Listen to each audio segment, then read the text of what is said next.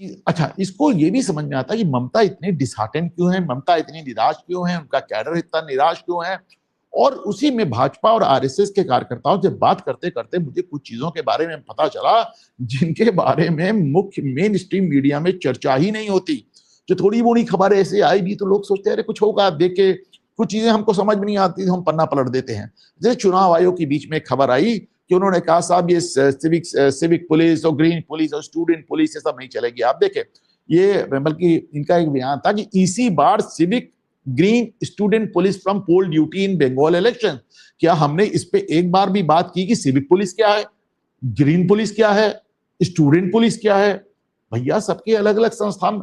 मतलब ममता बनर्जी को आप देखिए, पुलिस तो पुलिस, उन्होंने अपने कैडर, ऐसा क्या होता था कि भाई जो वामपंथी थे वो भी कैडर बेस्ड पार्टी थी, उनके कैडर ही गुंडागर्दी लूटपाट मारपीट सब करते थे।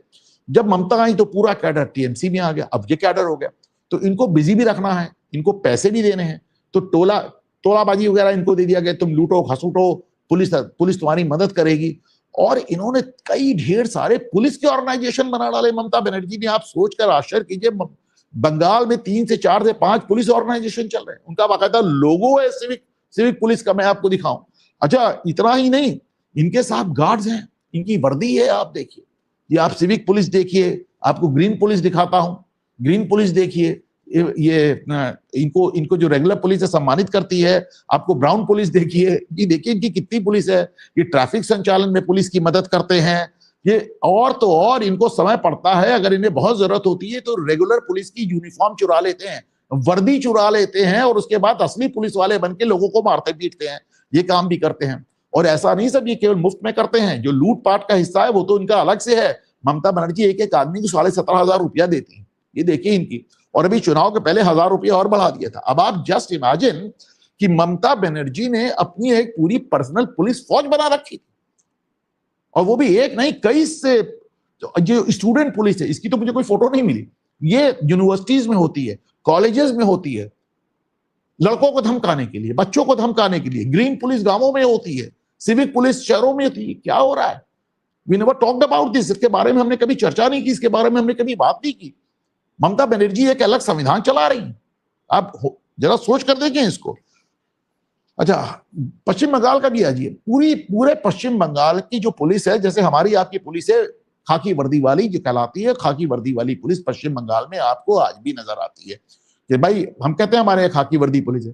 कोलकाता का पुलिस अभी तक वही हैंगओवर है ब्रिटिश टाइम्स का सफेद वर्दी में, मतलब ये ब्रिटिश टाइम से चला आ रहा है। अरे भाई इनको भी खत्म करो, इन लोगों का ड्रामा क्या कहा जाए।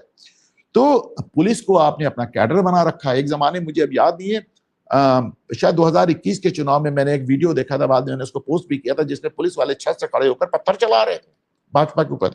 तो उन्होंने इसको अपना पूरा कैडर बना रखा है। ममता बनर्जी इस बात को समझ चुकी, जो उनका बयान आया था ना कि अगर रहेगा तृणमूल तो फिर मिलेंगे बाय बाय, तो ममता बनर्जी इस बात को समझ चुकी हैं, उनका कैडर इस बात को समझ चुका है। और आप सोच कर देखें कि इलेक्शन कमीशन को इसके लिए रोक लगानी पड़ी। वो स्क्रीनशॉट जो हमने एकदम शुरुआत में चला दिखाया था, एक बार फिर से दिखाएं।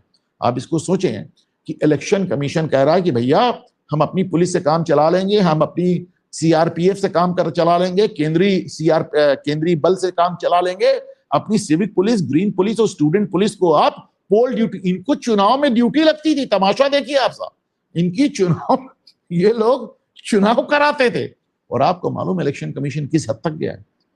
सीआरपीएफ भेजकर ये जितनी सिविक पुलिस है, जितनी ग्रीन पुलिस और जितनी स्टूडेंट पुलिस है, इनकी वर्दियां जब्त करा ली गई, इनके घरों से इनकी वर्दियां छीन ली गई हैं कि ऐसा ना हो वर्दी पहन के फिर चले जाए लेफ्ट राइट करते हुए।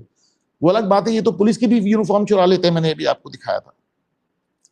तो मेरा अपना मानना है कि ममता बनर्जी और कुछ नहीं, उन्होंने एक इतना बड़ा इकोसिस्टम बना रहा है। अभी उस दिन मेरी संजय दीक्षित जी की यहाँ बात हो रही थी जयपुर डायलॉग्स पे, तो उन्होंने कहा अगर ममता हार जाती तो इसका श्रेय आप किसको देंगे? तो हमने तो उनका इशारा था शायद चुनाव आयोग या अमित शाह, हमने कहा पहले नंबर पे तो मैं दूंगा चीफ जस्टिस ऑफ इंडिया को।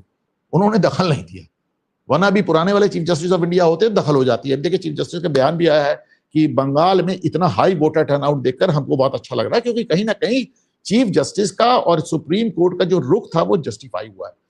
दूसरी बात, चीफ जस्टिस के अलावा दूंगा तो ज्ञानेश कुमार जी को दूंगा। कमाल की उन्होंने कार्रवाई की और फाइनली अमित शाह जी को दूंगा, जिन्होंने इतनी ज्यादा सीआरपीएफ, इतनी ज्यादा फोर्स लगाई और 15 दिन वहां कैंप करके बैठे।